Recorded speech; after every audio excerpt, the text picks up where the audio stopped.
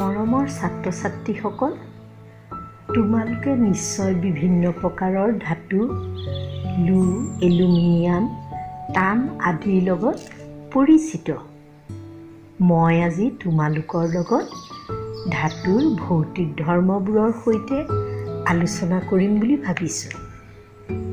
প্ৰথম কথা হৈছে, ধাতুবোৰ সাধাৰণতেই কঠিন পদাৰ্থ।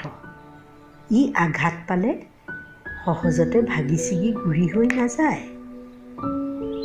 দ্বিতীয়তে, ধাতুবোৰ চিকমিকাই থাকে। তৃতীয় কথা হ'ল, ধাতু নমনীয়ভাৱে ইয়াক টানি তাৰলৈ পৰিণত কৰিব পাৰি। চতুৰ্থ ভৌতিক ধৰ্ম হৈছে ধাতু ঘাত সহনশীল, আৰু এই ধৰ্মৰ বাবেই পিটি তাক কোবাই পাতল পাতৰ আকাৰলৈ ৰূপান্তৰিত কৰিব পাৰি। ধাতু সনাত পদাৰ্থৰ বাবে আঘাত পালে ধ্বনিৰ সৃষ্টি কৰে।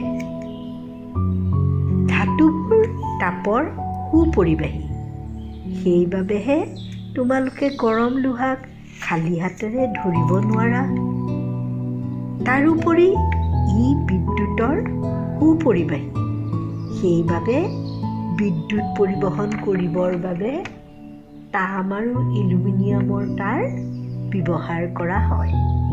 আজিলৈ আমি ধাতুৰ ভৌতিক ধৰ্মৰ বিষয়ে জানিলোঁ। তোমালোকে এই সম্পৰ্কত আৰু কিবা জানিব বিচাৰিলে মোক ক'বা।